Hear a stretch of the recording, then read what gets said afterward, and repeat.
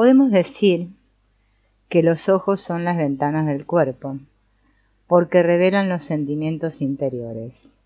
Pero, como las ventanas, pueden estar cerrados o abiertos. Si están cerrados son impenetrables. Si están abiertos, puede verse el interior de la persona. Los ojos pueden tener una expresión distante o vacía. Cuando la expresión es vacía, da la impresión de que no hay nadie allí.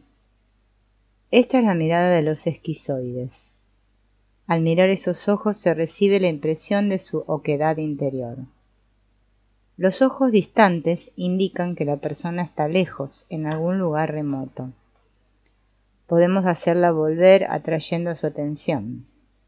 Este regreso coincide con el contacto establecido entre sus ojos y los nuestros, cuando ella nos mira concentrando en nosotros sus ojos. Los ojos se iluminan cuando el individuo está excitado y se apagan cuando se extingue esta animación interior. Considerando los ojos como ventanas, podemos aventurar que la luz que brilla en ellos es un resplandor interior emanado de los fuegos que arden en el cuerpo. Hablamos de ojos llameantes cuando miramos al rostro a un fanático consumido por hogueras internas. Hay también ojos que ríen, ojos chispeantes, ojos radiantes. Hasta se pueden ver estrellas en los ojos de algunas personas. Pero es más corriente advertir tristeza y temor en los ojos de las personas cuando apenas los entreabren. Aunque el aspecto expresivo del ojo no puede disociarse de la región que lo rodea, ni del semblante total del individuo, la expresión está principalmente determinada por lo que ocurre en el ojo propiamente dicho. Para leer su expresión hay que mirar suavemente a los ojos del sujeto, no de manera fija y penetrante, sino como invitando a que se manifieste dicha expresión. Entonces capta uno la impresión de un sentimiento, se siente a la otra persona. Entre los sentimientos que se pueden ver reflejados en los ojos están los siguientes: atracción, ámame, por favor; deseo, deseo quererte; atención, ¿qué vas a hacer? Desconfianza, no puedo abrirme a ti; erotismo, tú me excitas; odio, te aborrezco; confusión, no lo entiendo. Son desconocidos los procesos fisiológicos que determinan la expresión de los ojos. Sabemos que se ensanchan las pupilas con el dolor o el miedo y que se empequeñecen con el placer. Al contraer la pupila aumenta la concentración del foco visual. Al abrirse la pupila se amplía el campo de la visión periférica, pero se reduce la concentración. Estas reacciones están reguladas por el sistema nervioso autónomo, pero no explican los fenómenos sutiles a los que podemos aludir. Los ojos tienen en realidad una función doble. Son un órgano de visión, pero también de contacto. Cuando se encuentran las miradas de dos personas, hay una sensación de contacto físico entre ellas. El contacto es una función del mirar. En cambio, ver es un proceso más pasivo, porque permite a los estímulos visuales entrar en los ojos y dar origen solo a una imagen. Pero cuando una persona mira, se expresa activamente a través de los ojos. El contacto ocular es una de las formas más íntimas que pueden establecerse de contacto entre dos personas. Representa la comunicación de sentimientos a un nivel más profundo que el verbal, porque el contacto ocular es una forma de tocar. El contacto ocular es probablemente el factor más importante de la relación entre padres e hijos, especialmente entre la madre y su bebé. Cualquiera que sea la expresión de los ojos de los padres cuando miran al pequeño, afecta a la parte emocional de éste y puede influir notablemente en su conducta. Las miradas son mucho más poderosas que las palabras.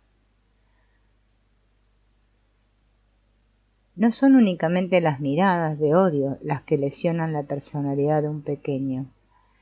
Pueden resultarle más difíciles de interpretar y aceptar las miradas seductoras del padre o la madre. El niño no puede fácilmente enfadarse ante una mirada así, porque ellos pueden justificarla como señal de cariño. Mucha gente evita el contacto ocular porque tiene miedo de lo que sus ojos pueden revelar. Se turban al permitir que otra persona escudriñe sus sentimientos, y por eso desvían la mirada o la fijan con dureza. Clavar los ojos en una persona es el procedimiento que se utiliza para evitar o desalentar el contacto con ella. Lo importante es que no existe contacto si no hay comunicación o intercambio de sentimientos entre las dos partes. No se necesita más que el reconocimiento de la otra persona. Recordemos que muchos emplean la expresión "nos vemos" como una forma de saludo. Como los ojos constituyen un canal tan importante de comunicación en los tipos más nuevos de terapia de grupo, suele recomendarse el contacto ocular entre sus miembros en algunos ejercicios. Los ojos son el espejo del alma porque directa o inmediatamente reflejan los procesos energéticos del cuerpo. Podemos relacionar los ojos y la personalidad y ver en la expresión de los ojos los distintos tipos de carácter. El carácter esquizoide tiene una mirada típica que puede describirse como vacía e inexpresiva. La ausencia de sentimiento caracteriza a esta personalidad. Cuando el esquizoide lo mira a uno, se siente inmediatamente la falta de contacto. En el carácter oral, la mirada típica es de atracción y súplica de amor y apoyo. Puede enmascararse tras una actitud de falsa independencia, pero se presenta con bastante frecuencia para poder distinguir esta personalidad. El carácter psicopático tiene dos miradas típicas correspondientes a las dos actitudes psicopáticas. Una es penetrante e imperiosa, que se observa en los individuos que necesitan controlar o dominar a los demás. Son ojos fijos que lo clavan a uno para imponerle su voluntad. Otra es dulce, seductora o intrigante, para atraerse a la persona a quien se dirige con la intención de que se le entregue para satisfacer así su necesidad de posesión compulsiva deshumanizada. En el carácter masoquista hay una expresión típica de sufrimiento o de dolor en la mirada, pero muchas veces está disimulada con una nota de confusión. El masoquista se siente atrapado y está más en contacto con este sentimiento que con el de sufrimiento interior.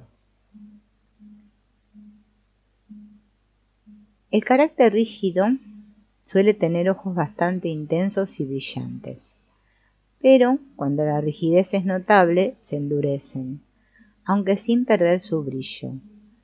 Esta dureza es su defensa contra la tristeza que late en su interior y se relaciona con un sentimiento de frustración en el amor. La miopía es el trastorno ocular más común, tan común que casi es estadísticamente normal. Podría compararse con el dolor de la parte inferior de la espalda y la depresión, que muchas autoridades en la materia consideran normal en nuestra cultura. El ojo miope está completamente abierto y fijo. Hay escasa movilidad en su globo ocular. Los músculos del ojo están contraídos y tensos. La mirada abierta y el globo ocular ligeramente abultado, típico de la miopía, es una expresión de miedo. Un miedo extremo puede producir en cualquier persona esta mirada. Sin embargo, el miope no siente miedo alguno, ni ve que haya relación entre sus ojos y ese sentimiento. La razón de esto es que el ojo miope está en estado parcial de choque, con lo cual impide que se registre en ese órgano emoción alguna. No es difícil explicar ese miedo. Cuando el niño advierte una expresión de ira o de odio en los ojos de su madre, su cuerpo experimenta un choque, particularmente sus ojos. Esa expresión en el padre o en la madre equivalen a un puñetazo en plena cara.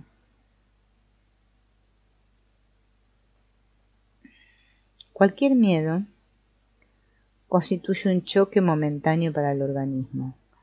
Tanto el miedo como el choque producen una contracción en el cuerpo. Generalmente, éste reacciona y se sacude la contracción con alguna explosión violenta de llanto, de gritos o de cólera. Estas reacciones liberan al cuerpo del choque y del temor, y entonces los ojos vuelven a su estado normal. Pero ¿qué pasa si no hay tal liberación? Esto pudiera ocurrir cuando la irritación o el odio de la madre se intensifica más todavía por la pataleta, los berridos o el enfado del niño, o cuando éste experimenta repetidas veces la hostilidad de su madre. Los músculos de la base de la cabeza, particularmente los de la región occipital, y los que rodean la mandíbula se contraen, interrumpiendo la circulación del sentimiento a los ojos. Este anillo de tensión se da en todos los casos de miopía. El niño se retira psicológicamente a un espacio menor y más confinado, aislándose de los elementos perturbadores de su mundo. Como el ojo miope está en un estado de choque, son convenientes y necesarios ejercicios oculares especiales, como los del método de Bates, pero no solucionan totalmente el problema. Su eficacia aumentaría considerablemente si se disolviesen las tensiones para que pudiese circular hasta los ojos una mayor corriente de energía y excitación. Es de suma importancia sacar afuera el miedo interno para poder ser experimentado y desvanecido. El tratamiento específico de los trastornos oculares requiere el conocimiento de las vías por donde fluye la energía a los ojos. Hay dos vías. Una corre a lo largo de la parte delantera del cuerpo, saliendo del corazón y pasando por la garganta y el rostro hasta los ojos. El sentimiento asociado con esta corriente es el deseo de contacto, de sentir y tocar a través de los ojos. Les da una mirada dulce y atractiva. La segunda corre a lo largo de la espalda y sube dando la vuelta a la parte superior de la cabeza hasta la frente y los ojos. Esta corriente aporta un factor agresivo a la mirada. Podría decirse que uno manda o se apodera de las cosas con los ojos. En la mirada normal estos dos factores están presentes, aunque en grados distintos. Si se interrumpe o suprime el elemento afectivo relacionado con el deseo de contacto, la mirada se hace dura y hasta hostil. Puede ser tan fuerte que rechace a la otra persona. Cuando el factor agresivo es débil, la mirada será atrayente y afectuosa, pero no llegará a tocar a la otra persona. Se necesitan ambos elementos para que se establezca un buen contacto ocular. La tensión en la base del cráneo puede compararse con la de la parte inferior de la espalda. Generalmente van juntas en la misma persona y ambas expresan la necesidad de mantener el control. La tensión superior es el equivalente somático del mandamiento psicológico de no perder la cabeza.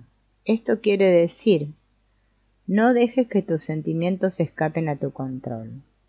La tensión de abajo tiene el mismo significado, referido a la sexualidad. La energía circula hacia arriba por la nuca y por la parte superior de la cabeza hasta los ojos y hasta los dientes superiores. Esta corriente lleva el elemento agresivo de todas las emociones. Es necesario para las acciones como mirar y hablar.